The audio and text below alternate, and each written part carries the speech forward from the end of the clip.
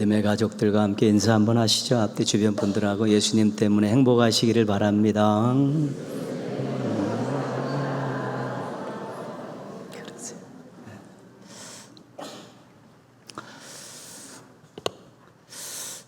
우리가 요즘 사용하는 유행어 가운데 겉바속촉이라는 말이 있습니다.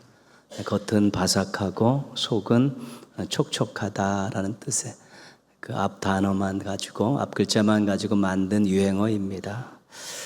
튀김이나 빵이나 과자류는 겉이 바삭하고 속이 부드러울 때 그렇게 겉바속촉하다 이야기하고요. 고기는 겉은 잘 구워지고 속에 육즙이 살아있을 때 겉바속촉이라고 이야기합니다. 이 말은 겉도 좋고 속도 좋다, 이제 그런 의미입니다. 외유내강이라는 사자성어가 있습니다. 겉은 부드럽고 또 순해 보이는데 속은 곧고 꿋꿋하다는 뜻입니다. 친화력이 있으면서도 또 자기 자신의 주장을 잘 굽히지 않고 밀고 나간다는 의미에서는 외유내강은 겉도 좋고 속도 좋다는 그런 뜻입니다. 그러나 겉으로 굉장히 약해 보이는데, 허약해 보이는데 속으로는 굉장히 단단한 면을 가지고 있을 때는 겉은 좋지 않은데 속이 좋다는 그런 의미로 또 해석할 수가 있습니다. 여기에 빗대어서 신조어를 하나 만들어 보면요, 겉풍속빈 이런 것을 만들 수 있습니다. 겉은 풍성해 보이는데 속은 빈곤하다는 것이지요. 겉은 좋아 보이는데 속은 별로라는 것입니다. 그래서 이것은 겉은 좋은데 속이 나쁘다는 그런 의미입니다. 허세를 부리는 사람들은 대부분 겉풍속빈입니다. 사람들에게 사기를 쳐서 이익을 챙기는 사람들도 대부분 다 저렇습니다. 그리고 말은 많은데 실속이 없는 사람들도 대부분 겉풍속빈 그렇습니다. 예수님께서 33년을 이 땅에서 인간의 몸을 입고 사셨습니다. 30년은 가정에서 가족들과 함께 지내셨고 3년은 이제는 가정을 떠나서 공생에 공적인 사역을 하면서 그렇게 보내셨습니다. 태어난 곳은 베들레헴이지만 자라셨던 곳은 나사렛입니다. 나사렛은 아주 시골에, 아주 작은 시골에 있는 그런 작은 시골입니다. 남들이 잘 모르는 그런 지역입니다.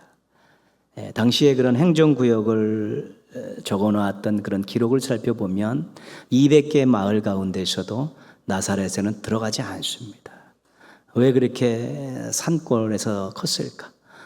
도망간 건 아니겠습니까? 부모가 어린아이를 데리고 도망갔기 때문에 남들이 잘 알지 못하는 작은 마을로 들어가서 이렇게 아이를 키운 것입니다. 빌립이 나다나엘을 찾아가서 율법에 예언된 메시아가 나사렛에서 자란 예수다, 그렇게 소개를 했습니다. 그때 나다나엘이 나사렛에서 무슨 선한 것이 날 수 있느냐 그러면서 콧방구를 꼈습니다. 나사렛이라는 동네에서는 인물이 날 수 없다는 것입니다. 당시 분위기가 그랬습니다. 예수님이 공생애 시작하시면서 나사렛을 들렸습니다. 고향을 갔는데 마을 사람들이 푸대접을 했습니다. 마리아의 아들 목수 아니냐 그러면서 예수님을 배척을 했고 인정을 하지 않았습니다. 예수님께서는 공생의 대부분을 갈릴리 땅에서 보내셨습니다. 그 안에는 나사렛도 있었습니다. 제자들과 함께 밤낮을 가리지 않고 돌아다니시면서 말씀을 가르치시고 또 병자들을 고치시고 또 소외된 사람들과 또 교제를 나누셨습니다. 예수님을 만난 사람들이 구원을 받고 위로받고 치유받고 깨달음을 얻는 그런 놀라운 일들이 많이 일어났습니다. 예수님은 그 당시 사람들이 볼 때는, 겉으로 볼 때는 빈약했습니다. 태생도 그렇고 직업도 그렇고 몰골도 아주 빈약했습니다. 그러나 예수님의 속에는 풍성한 신적 사랑이 있었고 놀라운 능력을 가지고 계셨습니다. 예수님은 겉빈 속풍이었습니다. 겉으로는 보잘것없이 그런 모습이었지만 이 속에는 남들과 비교할 수 없는 신적인 사랑과 능력을 가지고 있었기 때문에 겉으로는 빈약해 보였지만 속으로는 아주 풍성했었던 그런 분이 바로 예수님이셨습니다. 예수님께서 갈릴리 사역을 이제는 공생의 사역을 거의 마무리하시다 예루살렘으로 올라가시게 됐습니다. 그때 예루살렘으로 올라가면서 제자들에게 이렇게 말씀하셨습니다. 마가복음 10장 33절 34절입니다. 보라 우리가 예루살렘에 올라가노니 인자가 대제사장들과 서기관들에게 넘겨짐에 그들이 죽이기로 결의하고 이방인들에게 넘겨주겠고 그들은 능욕하고 침뱉으며 채찍질하고 죽일 것이나 이는 3일 만에 살아나리라. 예수님께서 제자들에게 나 죽으러 간다 그렇게 이야기하는 것이죠. 나 예루살렘에 가서 죽도록 터지고 거기서 죽을 것이다 그렇게 말씀을 하고 계신 것이죠. 제자들이 깜짝 놀란 일이죠. 고난과 죽음을 알면서도 예수님께서는 예루살렘을 향해서 올라가고 계신 것입니다. 예수님은 그런 분이십니다. 자신을 희생하셔서 죄인들을 구원하시기를 원하셨던 분이고요. 자신의 목숨을 내놓으시면서 죄인들에게 영생을 주시는 것을 기뻐하셨던 그런 분이셨습니다. 여기에 우리 신앙인들의 감격이 있습니다. 그 마음, 그 사랑, 이것이 우리들의 가슴을 울리고 삶에 힘을 실어주게 되는 것입니다. 나를 위해서 고난을 자처하시고 생명을 주셨다고, 나를 위해서 그 귀한 것을 아낌없이 주셨다고, 그러면서도 기뻐하셨다고, 이런 것들을 우리가 예수님이 우리에게 주셨던 엄청난 희생을 알게 될 때 우리가 감격하고 그 마음을 생각해보고 그 사랑을 되짚어보면 우리는 정말 찡한 가슴과 또 그것 때문에 인생의 용기를 얻고 사는 것입니다. 그래서 예수님만 생각해도 좋은 것입니다. 예수님의 이름을 의지하면 힘이 나는 것이고요. 예수님 뵐 날이 있기 때문에 소망을 가지고 사는 것입니다. 우리 예수님은 우리에게 그렇게 귀한 존재이고 엄청난 선물을 안겨주신 분입니다. 당신을 희생하셔서 생명을 주심을 통해서 우리에게 이런 엄청난 선물을 주신 것입니다. 그 예수님은 겉빈 속풍이었지만 예수님을 믿는 우리들도 겉빈 속풍입니다. 동의하시는지 모르겠습니다. 고린도후서 6장 8절에서 10절에 보면 그리스도인의 모습들을 기록하고 있는데 10절만 가지고 한번 보겠습니다. 가난한 자 같으나 많은 사람을 부요하게 하고 아무것도 없는 자 같으나 모든 것을 가진 자로다. 우리가 실은 눈으로 보일 때 많은 것들을, 그 세상적인 것들을 가지고 있지 않을 수 있습니다. 그러나 우리는 나누어 줄 수 있는 사랑도 가지고 있고 복도 가지고 있고 하나님께서 우리에게 주신 많은 것들이 우리에게 있기 때문에 우리는 그것을 얼마든지 나누어 줄 수 있는 부요한 자입니다. 아무것도 없는 것 같지만 우리는 모든 것을 가진 사람입니다. 믿음을 가지고 있고요, 사랑을 가지고 있고요, 영생을 가지고 있고 천국을 가지고 있고 하나님의 약속을 가지고 있기 때문에 아무것도 없는 자 같으나 우리는 모든 것을 가진 자입니다. 모든 것의 주인 되신 하나님께서 우리에게 주신 것들이기 때문에 모든 것을 가진 자고요. 우리가 언제든지 필요해서 하나님 앞에 예수 그리스도의 이름으로 간구할 때 하나님께서 채워주시기 때문에 모든 것을 가진 자라는 것이죠. 그래서 우리 신앙인들이 우리의 인생을 겉빈 속풍이라는 것 기억하며 살아야 되는 것이죠. 내가 보일 때는 아무것도 없는 것 같고 또 남들보다 많이 가지고 있는 것 같지 않은데 내 속에는 하나님께서 주신 엄청난 선물들이 가득 차 있다는 것들을 고백할 때 여유 있게 살 수 있고 행복하게 살 수 있고 당당하게 살 수 있는 것입니다. 남들이 가지고 있는 그거 조금 있다고, 또 삶의 형편들이 조금 어렵더라고, 그렇게 불평하고 한심하고 그렇게 한탄하고 살 수 있는 그런 인생들이 아닙니다. 겉빈 속풍, 그 예수님을 믿는 우리들도 우리 하나님 때문에 우리 예수님의 이름에 힘입어서 얼마든지 이 속에 귀한 것들, 많은 것들을 간직하고 살 수 있고 그것을 퍼서 남들에게 주면서 살 수 있는 풍성한 인생들이고 행복한 인생들이기 때문에 그렇습니다. 필요하면 채워주시고 아버지 하나님이 채워주시고 목자 되신 하나님께서 보호하시고 지키시며 우리를 인도하시기 때문에 우리들의 인생이라는 것이 그렇게 남들에게 쉽게 판단받을 만한 인생이 아니라는 것입니다. 우리가 잘나서 그런 것이 아니라 예수님을 믿었기 때문에 그런 것입니다. 겉빈 속풍에 예수님을 믿었기 때문에 우리도 겉빈 속풍에 그런 인생이 되었고 그런 인생을 지금도 살아가고 있는 것입니다. 자신의 형편과 처지와 능력을 보지 마시고 예수님을 바라보시며 예수님께서 우리에게 주셨던 엄청난 선물들을 기억하시면서 만족하게 사시고 또 당당하게 사시고 또 행복하게 사시기를 주님의 이름으로 부탁드리겠습니다. 고난받을 것 죽으실 것을 알고 예수님께서 예루살렘에 올라가십니다. 많은 백성들이 호산나의 외침 속에 나귀 새끼를 타고 예루살렘에 입성하셨습니다. 그 제일 먼저 성전에 가셨습니다. 성전에 가셔서 성전을 한번 딱 둘러보시고 날이 저무르니까 옆 동네 베다니에 가셔서 하루를 쉬셨습니다. 그리고 그 다음날 베다니에 나와서 예루살렘으로 가는 그 도중에서 무화과나무 하나를 발견합니다. 아주 잎이 청청한, 잎이 무성한 무화과나무를 발견했는데 예수님도 시장하시고 제자들도 시장하시기 때문에 가서 무엇을 얻을까 하고 봤는데 열매가 하나도 없습니다. 잎은 청청한, 무성한데 열매가 하나도 없습니다. 이 무화과나무는 겉은 풍성했는데 속은 아무것도 없었습니다. 겉은 속빈 이런 무화과가 있습니다. 예수님께서 이 나무에게 말씀하셨습니다. 오늘 14절 말씀인데요. 이제부터 영원토록 사람이 내게서 열매를 따먹지 못하리라. 나무에게 저주를 하신 것입니다. 너 앞으로 열매 못 맺어. 너에게서 나는 열매를 사람들이 먹는 일은 없을 것이야. 그렇게 저주하셨습니다. 그동안의 예수님의 행적을 볼 때, 예수님의 성품을 볼 때 이해하기 힘든 행동입니다. 이해하기 어렵습니다. 예수님 그런 분이 아닌데 이게 나무에다가 그렇게 저주를 하실까? 마태복음 23장에 보면 예수님께서 서기관들과 바리새인들에게 아주 그냥 질타하시면서 꾸짖으시면서 막 그냥 쏟아부으시는 그런 내용이 나옵니다. 제자들과 무리들에게 서기관들과 제자들에게 대해서 뭐라고 말씀하시냐면 너희들은 그들이 말하는 것은 행하고 그들이 행하는 것은 본받지 말라 그렇게 말씀하셨습니다.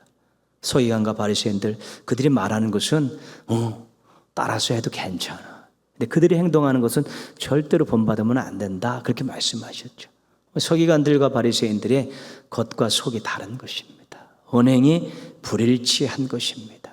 그러면서 예수님께서 7번에 걸쳐서 화 있을진저 외식하는 서기관들과 바리새인들이요 엄청나게 7번에 걸쳐서 예수님께서 폭언에 가까운 내용들 쏟아 놓으십니다. 그 중에 하나 25절 마태복음 23장 25절을 가지고 보겠습니다. 화 있을진저 외식하는 서기관들과 바리새인들이요 잔과 대접의 겉은 깨끗이 하되 그 안에는 탐욕과 방탕으로 가득하게 하는도다. 겉은 거룩 유지한다는 것이죠. 거룩함을 유지하고 있는데 그 안에 들어가 보니까 탐욕과 방탕이 가득하다는 것입니다. 물론 모든 서기관들과 바리새인들이 다 그렇지 않습니다. 특별히 성전을 중심으로 해서 거기서 어떤 관리하면서 이득을 취하는 그 서기관들과 바리새인들을 집중적으로 공격하고 계신 것입니다. 겉으로는 거룩하다라고. 그래서 죄인들을 보면 환자들을 보면 너들 가까이 와서는 안 될 사람이더라고 그들을 이렇게 차별하고 외면했던 그런 사람들입니다.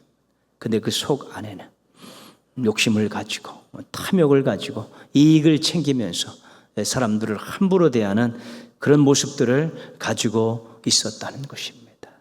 그래서 외식하는 이 서기관들과 바리새인들을 우리가 오늘 했던 그 말씀을 가지고 정리하면 겉과 속추라고 이야기합니다. 겉으로는 거룩하게 보이는데 속은 추하다는 것입니다. 추하다는 것입니다. 왜 온유하시고 사랑이 넘치셨던 예수님이 무화과 나무에게 또 서기관들과 바리새인들에게 이렇게 평소 하지 않으셨던 언어를 쏟아 놓으실까? 폭언에 가깝고 저주에 가까운 말들을 쏟아 놓으셨을까? 예수님께서 싫으셨던 것입니다. 겉과 속이 너무나 다르게 행동하는 그 모습이 싫으셨던 것입니다.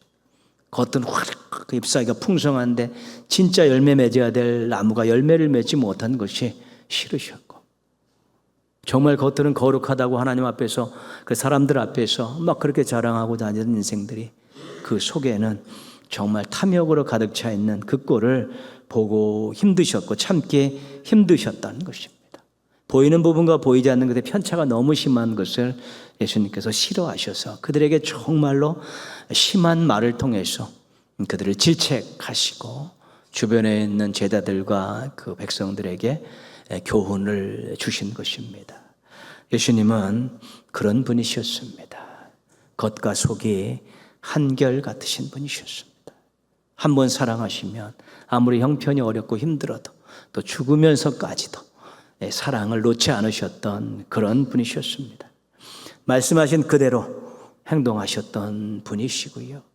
보이는 부분과 보이지 않는 것에서 큰 차이가 없는 그런 삶을 사셨던 분이셨습니다. 그래서 예수님이 우리 신앙인들의 모델이 되신 것입니다. 모델이 되십니다. 거짓이 없는 모습을 우리 신앙인들은 예수님에게서 닮아야 되는 것입니다. 겉으로는 막 선한 척하고 말하고 그러지, 속으로는 거짓을 가진 그런 모습들, 예수님에게 전혀 없는 모습이고요. 어떤 상황과 형편에서도 한결같은 속과 마음을 품으셨던 그것들을 우리가 본받으려고 노력해야 되는 것입니다. 조금 힘들고 어려우면 속이 뒤집어지고 속이 바뀌는 일들이 굉장히 많습니다. 좋을 때는 뭐 겉과 속이 일치하지, 조금 힘들고 어렵고 또 마음에 들지 않는 일이 일어나면 이 겉과 속이 이 뒤바뀌는 일들이 얼마든지 일어날 수 있기 때문에 예수님을 보면서 그런 부분들을 잘 정리할 수 있어야 되는 것입니다. 예수님께서 성전에 들어가셨습니다. 그런데 돌발 행동을 하셨습니다.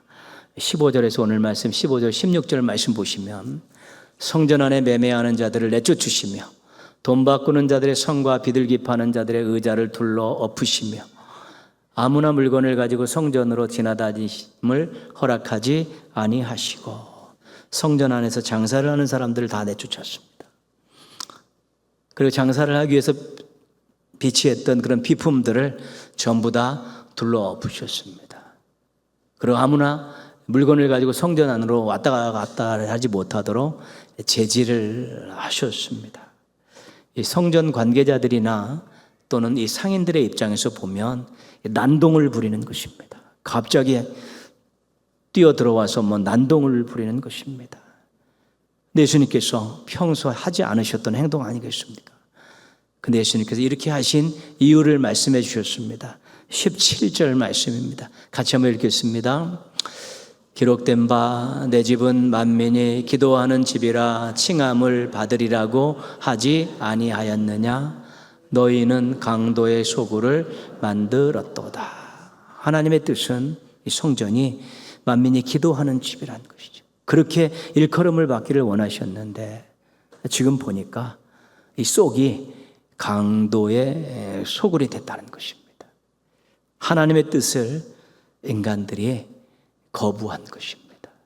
하나님의 뜻을 인간들이 꺾어버린 일들이 성전 안에서 일어난 것입니다. 성전은 겉으로 볼 때 화려하고 웅장했습니다. 그리고 사람들이 성전을 바라보면서 거룩한 곳이라고 그렇게 생각하고 말들을 했습니다. 그런데 이 성전 안에서는 성전 지도자들과 상인들이 결탁을 해서 자신들의 이득을 챙기고 있었습니다. 하나님의 이름을 이용해서 제사를 이용해서 이득을 챙기고 있었던 것입니다. 당시에 겉과 속이 완전히 다른 곳이 성전이었습니다. 그래서 예수님께서 성전 안을 깨끗하게 하시려고, 정화하시려고 난폭하게 행동을 하셨고 채찍을 휘두르셨던 것입니다. 평소 하지 않으셨던 행동을 하신 것입니다.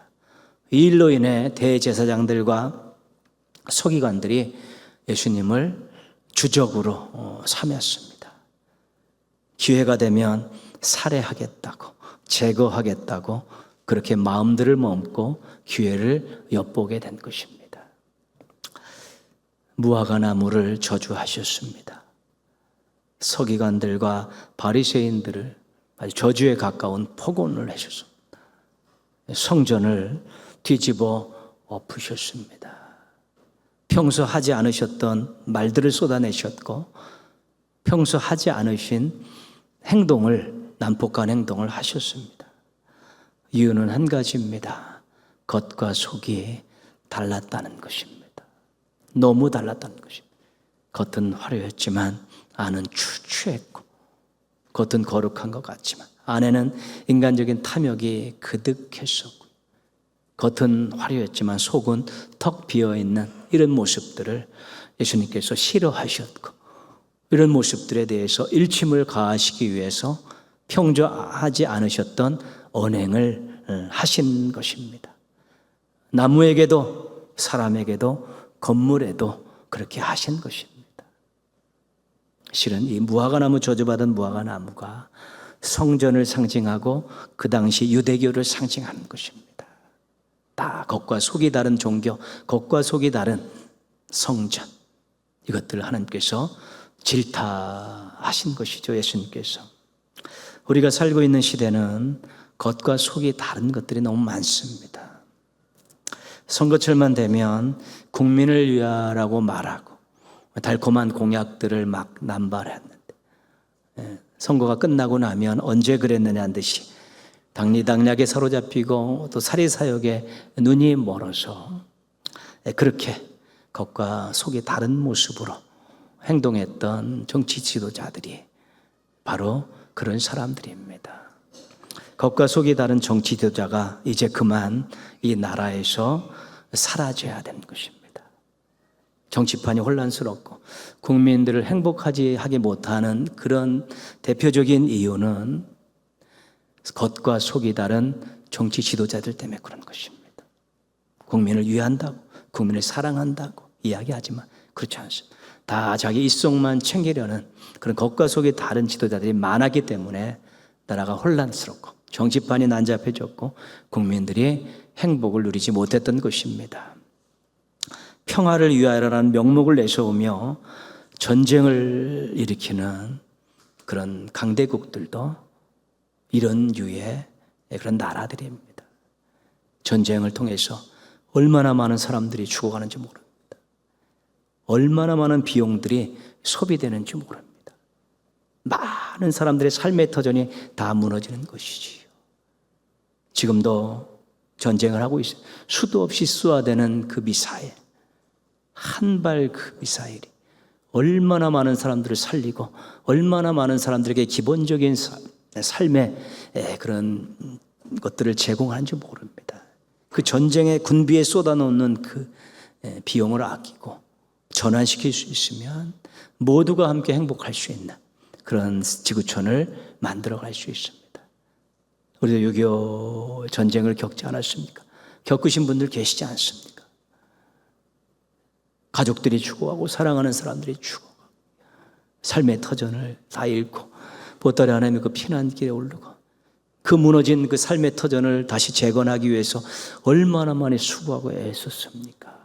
전쟁이라는 것은 그런 것입니다. 근데 겉과 속이 다른 지도자들에 의해서 펼쳐지는 장난과 같은 것입니다. 그래서 어떤 사람은 전쟁을 겉과 속이 다른 나이 많은 지도자들이 시작하고 젊은이들이 죽어가는 게임이라고 그렇게 정의하기도 했습니다. 누군가는 시작하는데 희생하는 사람들은 다른 사람들입니다. 옛날에는 젊은 군인들이 전장터에서 많이 죽지 않았습니다. 요즘도 많이 죽습니다. 그런데 요즘에는 민간인들이, 아이들이, 여자들이, 약자들이 그냥 수도 없이 죽어가는 것입니다. 평화를 위한다는 명목으로 그 전쟁을 일으켰던 이 강대국들을 각성하지 않으면 이 지구촌에는 참된 평화가 깃들기가 어려운 것입니다. 교회는 크고 화려하게 건축해 놓고 서로 싸우고 사회에 이웃에 무관심한 교회, 직분을 명예로 알고 멍에는 매려고 하지 않는 교회 지도자들, 하나님 사랑합니다라고 고백하며 하나님의 말씀에 순종하지 않는 그리스도인들, 모두가 다 겉과 속이 다른 그런 모습들이고 우리 주님께서 너무 싫어하시는 그런 모습입니다.